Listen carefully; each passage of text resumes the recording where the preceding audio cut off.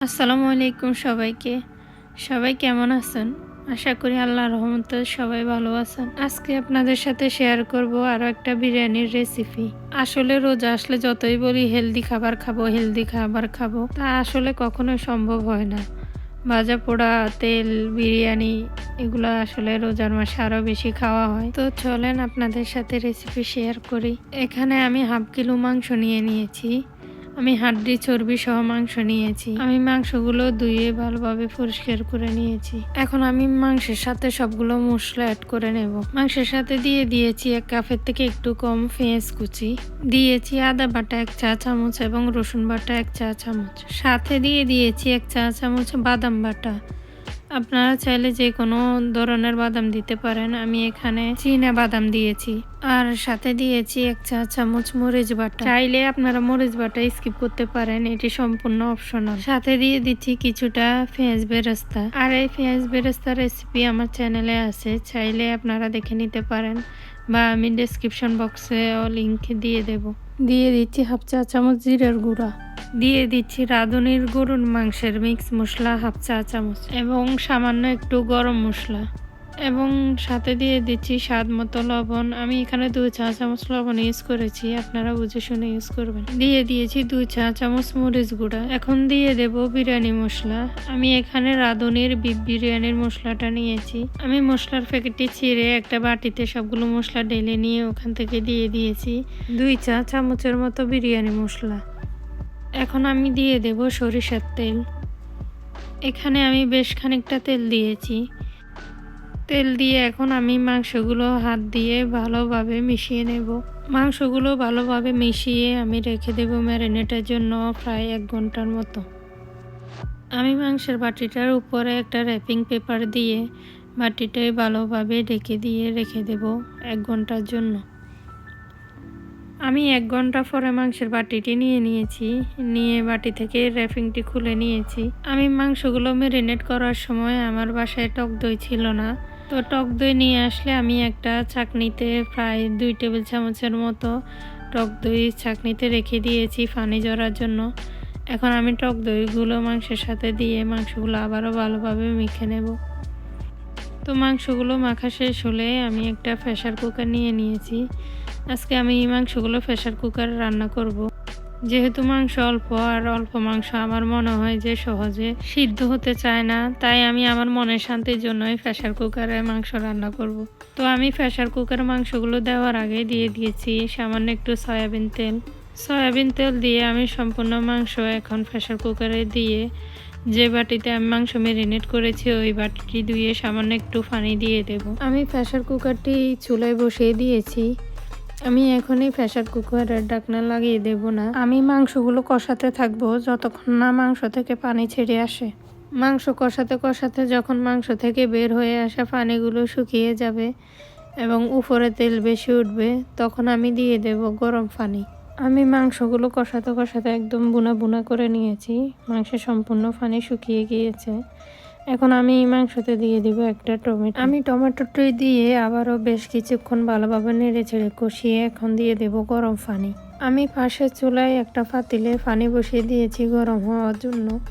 পানি গরম হয়ে গেলে দিয়ে দেব এখন গরম পানি দিয়ে আমি আবারও নেড়ে ছেড়ে এখন প্রেসার কুকারের ঢাকনাটি লাগিয়ে দেব। আমি প্রেসার কুকারের ঢাকনা লাগানোর সময় চুলার আঁচ একদম লো হিটে রেখেছি, একদম বন্ধ রাখার মতোই।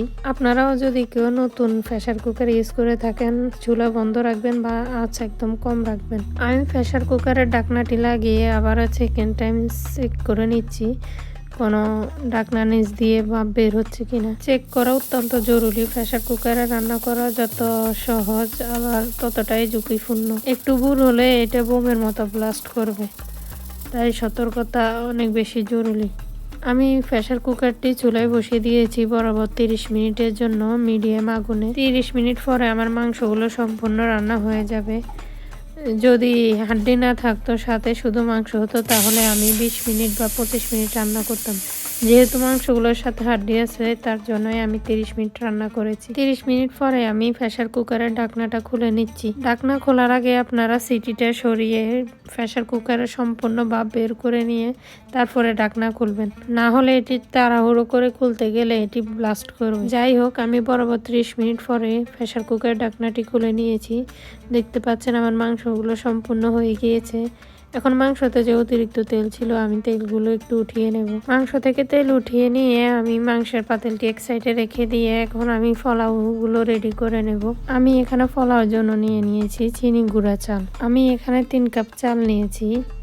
আধা কিলো মাংসের সাথে 2 কাপ চাল পারফেক্ট আছে। আমার প্রয়োজন ছিল তাই আমি আরো 1 কাপ চাল দিয়েছি। আমি চালগুলো নিয়ে ধুয়ে ভালোভাবে পরিষ্কার করে ভিজিয়ে রেখেছি প্রায় আধা ঘন্টার জন্য। চালগুলো ভিজতে ভিজতে আমি বাকি ইনগ্রিডিয়েন্টস গুলো রেডি করে নেব। আমি এখানে ছোট ছোট 2টা বাটি নিয়ে নিয়েছি সামান্য একটু অরেঞ্জ ফুড কালার এবং সামান্য একটু ইয়েলো ফুড কালার। আসলে ফুড কালারের কোনো স্বাদ নেই, গন্ধ নেই, শুধুমাত্র চোখের দেখাতে ভালো লাগার জন্যই নিয়েছি। ফুড কালার গুলোর সাথে আমি নিয়েছি লিকুইড দুধ নিয়ে এখন আমি দুধের সাথে দিয়ে দেব গুঁড়া দুধ। আমি 2টো বাটিতে 2 চা চামচ গুঁড়া দুধ নিয়েছি। এখন আমি দুধটুকু গুলে ভালোভাবে মিশিয়ে রেখে দেবো এক সাইডে। এখানে আমি বিরিয়ানি রেডি করার জন্য নিয়েছি পেঁয়াজ বেরেস্তা, ঘি, কেওড়া জল, পুদিনা পাতা, আলু বখরা, কয়েকটা কাঁচামরিচ এবং কিছুটা কিশমিশ, এবং সাথে নিয়েছি রেডি করে রাখা ফুড কালারগুলো, আর সাথে নিয়েছি সামান্য একটু শাহি জিরা। আমি চালগুলো ধুয়ে পানি থেকে উঠিয়ে একটা চালনিতে রেখে দিয়েছি পানি ঝরার জন্য। এখন আমি চুলায় একটা হাঁড়ি বসিয়ে দিয়েছি, তাতে দিয়েছি মাংস থেকে উঠিয়ে রাখা অতিরিক্ত তেল থেকে 2 টেবিল চামচ এবং দিয়েছি 1 চা চামচ ঘি দিলে বিরিয়ানি ফ্লেভারটা অনেক বেশি ভালো আসে। ঘি দিয়ে এখন আমি সাথে দিয়েছি শাহি জিরাগুলো এবং দিয়েছি পুদিনা পাতাগুলো আর দিয়েছি সাথে কিশমিশ। সবকিছু দিয়ে এখন আমি কিছুক্ষণ নেড়ে ছেড়ে দিয়ে দেব চালগুলো দিয়ে আমি বেশ কিছুক্ষণ নেড়ে ছেড়ে ভেজে নেব একদম পাতিল থেকে উঠে আসা পর্যন্ত। যখন চালগুলো পাতিল থেকে সরে আসবে, একদম জর্জরা হয়ে যাবে, তখনই দিয়ে দেব গরম পানি। আমি পাশের চুলায় একটি পাতিলে পানি বসিয়ে দিয়েছি গরম হওয়ার জন্য। আমি এখানে 3 কাপ চালের জন্য 5 কাপ পানি নিয়েছি। যেহেতু আমি চালগুলো অনেকক্ষণ ভিজিয়ে রেখেছি তাই আমার পানি একটু কম লাগবে। এখন আমি দিয়ে দেব 1 চা চামচ লবণ এবং দিয়ে দেব সামান্য একটু কেওড়া জল। সবকিছু দিয়ে পানিটা একটু কমে আসলে আমি ঢেকে রেখে দেব 10-15 মিনিটের মতো। 10-15 মিনিট পরে আমি ঢাকনাটা উঠিয়ে চেক করে নিয়েছি, আমার রাইসগুলো একদম ভালোভাবে কুক হয়ে গিয়েছে। এখন আমি এখান থেকে অর্ধেক পোলাও অন্য একটা প্লেটে উঠিয়ে নেব। আমি অর্ধেকটা পোলাও অন্য একটা প্লেটে উঠিয়ে নিয়ে বাকি পোলাওগুলো চামচ দিয়ে ভালোভাবে পাতিলে মেলে দিচ্ছি। এখন আমি মাংস দিয়ে পোলাওগুলো লেয়ার করে নেব। আমি পোলাওর উপরে সম্পূর্ণ মাংসটুকু দিয়ে ভালোভাবে মেলে দেব। মাংসগুলো সম্পূর্ণ দিয়ে এখন আমি দিয়ে দেব আলু বখরা। আমি আলু বখরা দিতে ভুলে গিয়েছি, কিছুটা পরিমাণ চাল দিয়েছি। এখন চালগুলো সরিয়ে আমি দিয়ে দিচ্ছি আলু বখরা। আমি 5-6টা আলু বখরা দিয়েছি এখানে। আলু বখরাগুলো দিয়ে এখন আমি পোলাও দিয়ে আবার লেয়ার করে নেব। এখন আমি দিয়ে দেব পোলাওয়ের উপরে কিছুটা পেঁয়াজ বেরেস্তা, কয়েকটা কাঁচামরিচ আর দিয়ে দেব উপর থেকে দুধের সাথে মিশিয়ে রাখা ফুড কালারগুলো। সবকিছু দেওয়া হয়ে গেলে আমি এখন পাতিলটি রেখে দেব। আমি পাতিলের ঢাকনাতে একটা কিচেন টাওয়াল মুড়িয়ে নিয়ে পাতিলটি ভালোভাবে রেখে দেব। আমি চুলাতে একটা তাওয়া বসিয়ে নিয়েছি। এখন আমি পাতিলটি দমে রেখে দেব 30 মিনিটের জন্য। আমি চুলার আঁচ একদম লো হিটে রেখেছি। তো এই তো 30 মিনিট পরে আমি ঢাকনা উঠিয়ে নিয়েছি। আলহামদুলিল্লাহ আমার বিরিয়ানি কমপ্লিট। এখন আমি খাবার পরিবেশনের জন্য বিরিয়ানিগুলো একটা সার্ভিং বোলে তুলে নিচ্ছি। তো এই তো বিরিয়ানি কমপ্লিট। আপনাদের যদি আমার ভিডিওটি ভালো লেগে থাকে ভিডিওটিতে একটা লাইক করে দেবেন আর চ্যানেলটি সাবস্ক্রাইব করে দেবেন। সবাইকে ধন্যবাদ। আল্লাহ হাফেজ। সবাই ভালো থাকবেন।